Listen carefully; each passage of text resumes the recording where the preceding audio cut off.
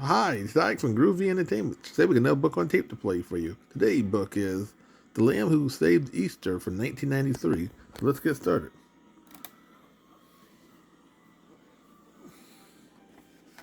This is the story of How the Lamb Saved Easter. You can read along with me in your book. It's time to turn the page when you hear this sound. Let's begin now. Every Easter, Jenny and David went to visit their grandpa in the country. They enjoyed seeing their grandpa, but they got tired of hearing the same old stories he told them over and over. They were just too grown up for that now. That night, after they'd eaten supper, Grandpa settled into his favorite chair. Jenny and David knew it was story time. Did I ever tell you about the beautiful princess who fell asleep for 100 years? Grandpa asked. Only about 1,000,000 times. Mumbled David. Jenny pinched her brother. Grandpa cleared his throat. Well then, how about the prince who fights the sea monster? You told us that last time, Grandpa. Jenny said. Oh, yes. So I did. Let's see.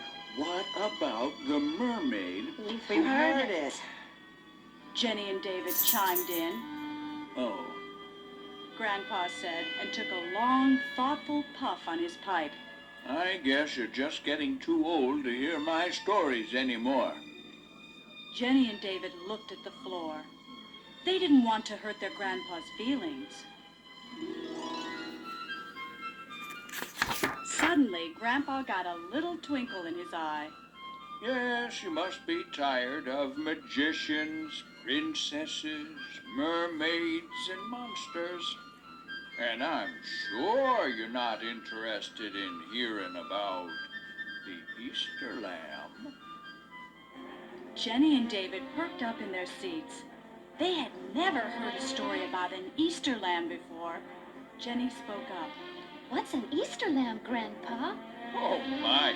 Surely two such grown-up people as you know all about the Easter lamb. Well, it's getting late. I guess we'd better go to bed. No, Grandpa. David shouted. Tell us about the Easter lamb, please.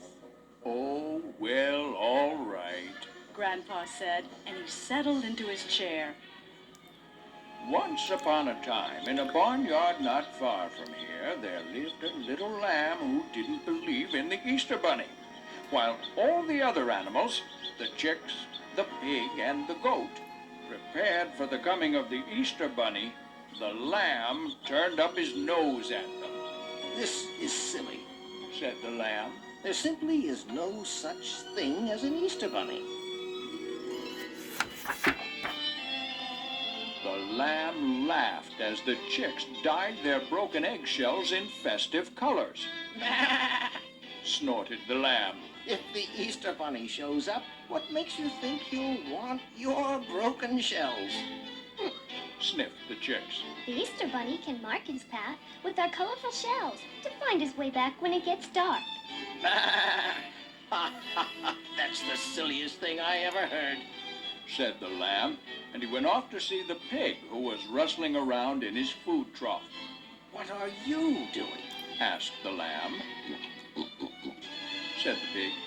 He was not a talkative sort. I'm looking for carrots to give the Easter bunny in case he's hungry. You're just as silly as the chicks. Said the lamb, who went to visit the goat. The goat was chewing holes in an old straw hat. What are you doing? Asked the lamb. Brr. Said the goat. I'm making a bonnet for the Easter bunny to wear. I've heard of pulling a rabbit out of a hat, but I've never heard of putting one in a hat before. Said the lamb. I think the sun is starting to get to all of you. Come to think of it, He yawned. a little nap sounds good. And the lamb went off to sleep by the barn. A little while later, the Easter bunny came to visit the barnyard animals as he had promised. He gathered all his gifts and left some treats for his friends. Delicious corn for the chicks, mud packs for the pig, and some hay for the goat. But something was troubling the Easter Bunny. Friends, He said, I'm not sure that I will be able to deliver my goodies to the children in the village tonight. this was terrible news indeed. There is snow in the mountains, and I'm afraid it's just too cold for a bunny. The animals were very upset. They knew how much the children of the village looked forward to the arrival of the Easter Bunny. The goat spoke up. Brr! I would take you across the mountains, but I'm afraid I'm just too old and slow these days. Said the pig. I could roll the eggs into town with my nose, but I'm afraid they would break. And we can't even fly. Said the chicks. You are all very kind, Said the Easter Bunny. but I've thought of everything. There'll just be no Easter this year. All the animals hung their heads in sadness. Jenny and David's grandpa stopped his story. It's getting late. Maybe we'll stop here for now. Hold it. David interrupted. There has to be an Easter. The Easter Bunny always comes. Yes. Jenny cried. And what happens to the lamb? Grandpa laughed. Certainly, you must be too grown up to care what happens. Oh, please, please, please. Pleaded David and Jenny. All right. Grandpa said, and he started his story again. Just then, a loud snore broke the silence. Yikes! What's that? Said the chicks. Carefully, they snuck around to the barn where the lamb was fast asleep. I might have known. Said the pig. Suddenly, the goat spoke up. Go fetch the shears, friends. I have a plan. The animals sheared the lamb's wool very carefully and sewed it with straw into a fine, warm coat for the Easter Bunny. Now he would be able to bring his goodies to the children after all. The Easter Bunny thanked his friends and set off for the village. The lamb woke up shivering. Goodness, Said the lamb. it sure did get cold. All the animals just laughed. That's so funny. Asked the lamb. Then he caught sight of a bunny in the distance, a bunny in a new wool coat. The lamb rushed over to the broken mirror by the side of the barn for a look. He was completely shorn, except for some tufts on his side that spelled out Happy Easter.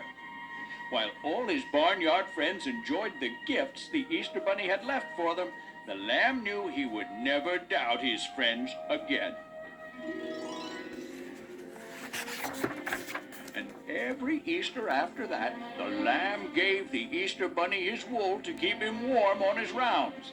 And they all lived happily ever after. I think that was the silliest story I've ever heard. Jenny said. Grandpa, is there really an Easter Bunny? David asked. Well, there is if you think there is. Jenny looked strangely at her grandpa. What kind of answer is that? Grandpa smiled. A very smart one for a very grown-up boy and girl. David yawned. Grandpa, would you tell us another story? Well, it is past your bedtime. Grandpa said. Jenny moved her chair closer to her grandpa. Just one more? Grandpa put his arms around Jenny and David. Very well, then. Did I ever tell you the story about the Christmas camel?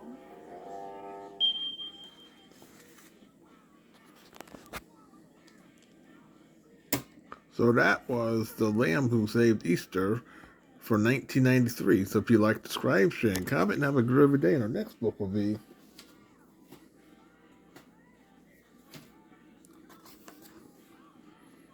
the Bible story, Old Testament.